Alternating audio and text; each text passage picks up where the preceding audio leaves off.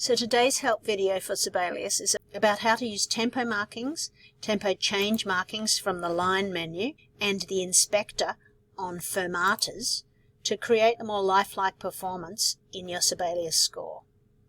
So my example today is the famous beginning to Beethoven's Fifth Symphony, which I downloaded from Classical Archive. So here's the file in what you might call the default Sibelius state, with the default 100 tempo, no pauses, no tempo changes.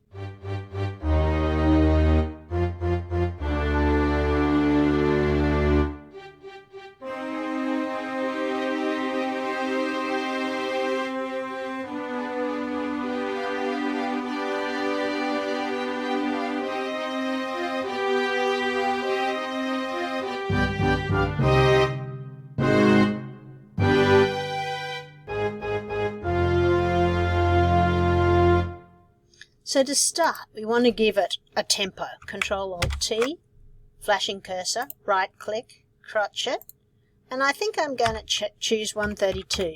Now, obviously, the whole piece is going to be faster, but all the pauses are going to be faster, and so on, yeah? So now I want to add some pauses to make this more dramatic. The fermatas are in the fourth menu of the keypad, and I'm going to choose this fermata. Another place that there's typically fermatas is on these last three chords. So I'm going to hold that note, hold down Shift, click the bottom note, and just select all of those in the score and press fermata. And I did that 3 more times. The next thing I want to do, I think, is to make this opening section from here to here a slightly slower tempo overall. So Control-Alt-T, crotch it, equals 96. But I want to pick up the tempo again here at bar 7. So to save going back in there, I can just copy and paste that across. And as I move towards those chords, I want to increase the excitement. So I'm going to subtly use L for line and use a poco accelerando. So that'll take me from 132 here to, by the time I get to about here, I'll be considerably faster.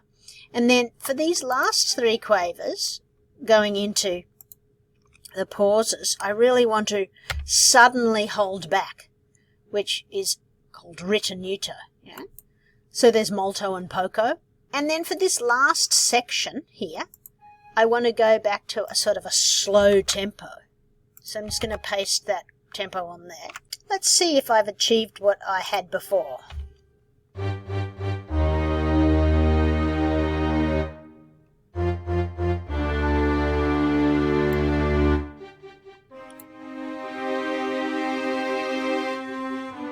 Getting faster, up to 140.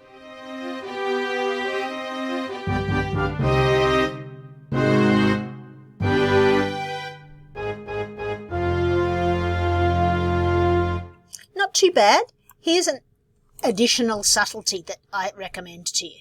So what I'd really like is to have more of a gap between this last chord and the next section, between 22 and 23.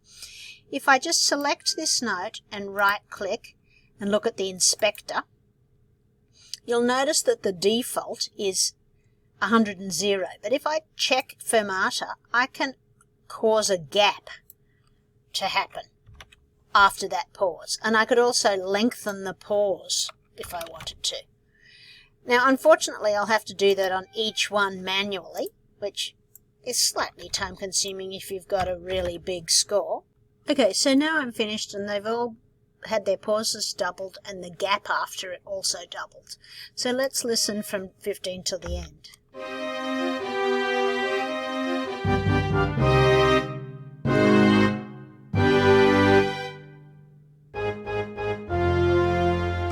Maybe I could have made that gap a little bit longer, but you see what I mean.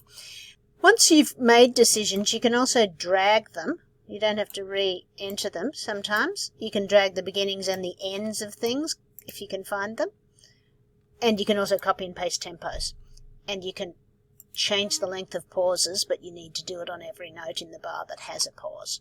That sort of tempo editing is the sort of thing you'll need to make your Sibelius file sound less like a computer and more like a live performance.